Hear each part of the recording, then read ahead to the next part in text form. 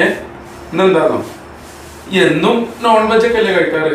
എന്ന് വേണേല് ഫ്രിഡ്ജിൽ നോക്കാം. ഒന്നെങ്കിൽ എഗ് ബിരിയാണി അടിക്കുക, അല്ലെങ്കിൽ വെജിറ്റബിൾ ബിരിയാണി ഉണ്ടാക്കി തരാം.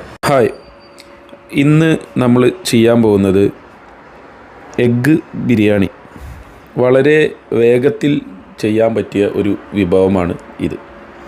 അതിനാവശ്യം വല്യുള്ളി, പിന്നെ തക്കാളി, പിന്നെ ഒരു നാരങ്ങയുടെ പകുതി. ഇത് 2 പേർക്ക് കഴിക്കാനുള്ളതാണ്, അതാണ് ഞാൻ ഇത്ര ഇതുള്ളത് പറയുന്നത്. പുതിന, മല്ലി, പിന്നെ ഇഞ്ചി, മുളക്, വെളുത്തുള്ളി. മുട്ട പുഴുങ്ങാൻ വെച്ചിരുന്നു. നേരത്തെ കട്ട് ചെയ്ത് വെച്ച ഉള്ളിയിൽ നിന്ന് പകുതി എടുത്തുകൊണ്ടാണ് ഇപ്പോൾ ഇതിൽ ഇട്ടത്. ബാക്കി പകുതി ഇനി ബിരിയാണീൻ്റെ മസാലയൊക്കെ എടുക്കും ഇടേണ്ടത്. ഉപ്പും നെയ്യും ഉള്ളിയും മാത്രം ഇട്ടേണ്ടത്. ഇത് നല്ലോണം വാട്ടിയെടുക്കണം. വേറൊരു മസാല ഒന്നും ഇതിൽ ഇടാൻ പാടില്ല.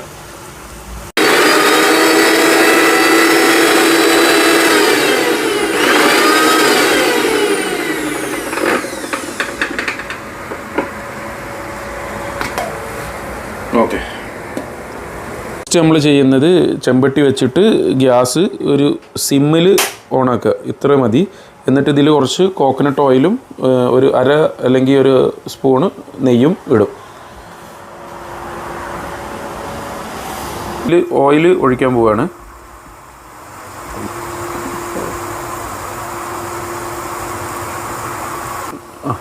അടുത്തത് നെയ്യ് ഇടാൻ പോവുകയാണ്. നെയ്യ് ഇട്ടു. ഇനി നമ്മുടെ ഉള്ളിയും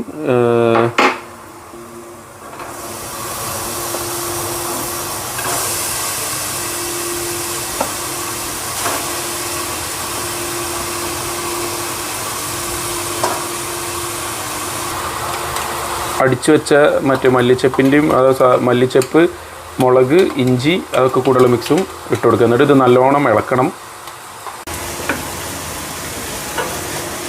നല്ലോണം ഇളക്കി കൊടുക്കണം. ഇപ്പോൾ നല്ലൊരു സ്മെല്ല് വന്ന് തുടങ്ങും. ഇപ്പോൾ കറക്റ്റ് വാടിയിട്ടുണ്ട് ഉള്ളി. അടുത്തത് മസാലകൾ ആഡ് ചെയ്യണം. ആദ്യം ഇട്ട് കൊടുക്കുന്നത് 1 ടീസ്പൂൺ മുളക് പൊടിയാണ്. മുളക് പൊടി ഇട്ട് കഴിഞ്ഞ് നല്ലോണം ഇളക്കി കൊടുത്തിട്ട് അടുത്തത് മഞ്ഞൾപ്പൊടി. അടുത്തത് ബിരിയാണിയുടെ മസാല, ബിരിയാണി മസാല.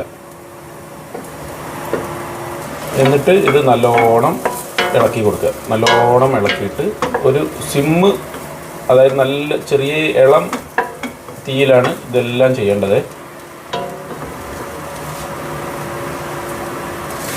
ഇത് തക്കാളി ആഡ് ചെയ്ത് കൊടുക്കുകയാണ്. തക്കാളി ലേറ്റായിട്ട് ആഡ് ചെയ്യാൻ കാരണം തക്കാളിൻ്റെ വേവ് കുറവാണ്. തക്കാളി ആഡ് ചെയ്ത് കൊടുക്കാം. ഇതിലോട്ട് 1 സ്പൂണ് തൈര് ആഡ് ചെയ്യാൻ പോവുകയാണ്. നല്ലോണം ഷെയ്ക്ക് ചെയ്ത് കൊടുക്കുക, ഇളക്കി കൊടുക്കുക, നല്ലോണം ഇളക്കുക. വീഡിയോ ഇപ്പോൾ ഓഫാക്കിയിട്ട് നല്ലോണം ഒരു ഇളക്കും. അടുത്തത് മല്ലിച്ചപ്പ്, പുതിന അതെല്ലാം ഇതിൽ ആഡ് ചെയ്യണം.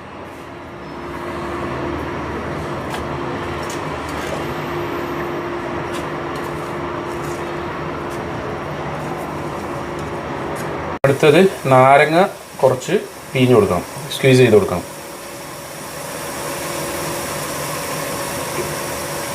അടുത്തത് ബിരിയാണിക്കുള്ള അരി എടുക്കുകയാണ്. ഈ ഒരു വലുപ്പമാണ് നമ്മളെ ഗ്ലാസ്. ഇത് നമ്മൾ 3 ഗ്ലാസ് എടുക്കുന്നുണ്ട്. 2 നേരത്തിന് 2 പേർക്കുള്ളതാണ്.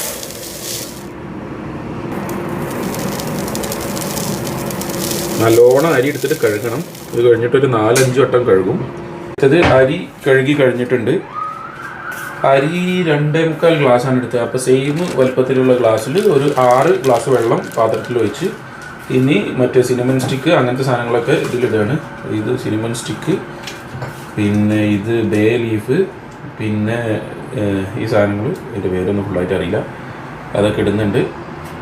ഇനി സ്റ്റൗവ് ചൂടാക്കാൻ പോവുകയാണ്. എന്നിട്ട് ഈ വെള്ളം തിളച്ച് കഴിഞ്ഞ് കഴിഞ്ഞാൽ നമ്മൾ കഴുകി വെച്ച അരി എടുത്തുകൊണ്ട് ഇതിലിടണം. വെള്ളം തിളക്കുന്നതാണ് ഈ കാണുന്നത്. മുട്ട തോട് പൊളിച്ചിട്ട് ഇനി അടുത്തത് ചോറിൽ വെച്ച് കൊടുക്കണം. അതിന് തോല് പൊളിക്കാൻ വേണ്ടിയിട്ട് എടുക്കുകയാണ്. ഇത് ഒരു ഗ്ലാസ്സിലിട്ടുകൊണ്ട് ഇങ്ങനെ അടിച്ചുകൊണ്ട് എടുക്കുന്ന ഒരു വീഡിയോ പണ്ട് ചെയ്തിട്ടുണ്ടായിരുന്നു. അങ്ങനെയാണെങ്കിൽ പെട്ടെന്ന് തൊലി പൊളിഞ്ഞ് കിട്ടും.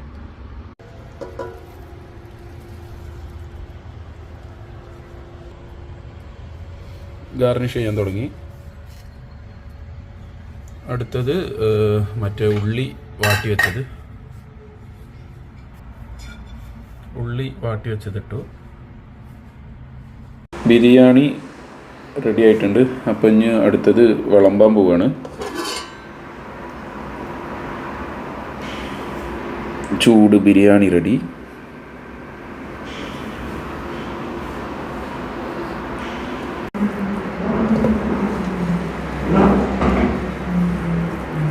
മിക്സ് ചെയ്തുകൊണ്ടിരിക്കുകയാണ്. ബിരിയാണിയുടെ കളറ് വന്നുകൊണ്ടിരിക്കുന്നുണ്ട്.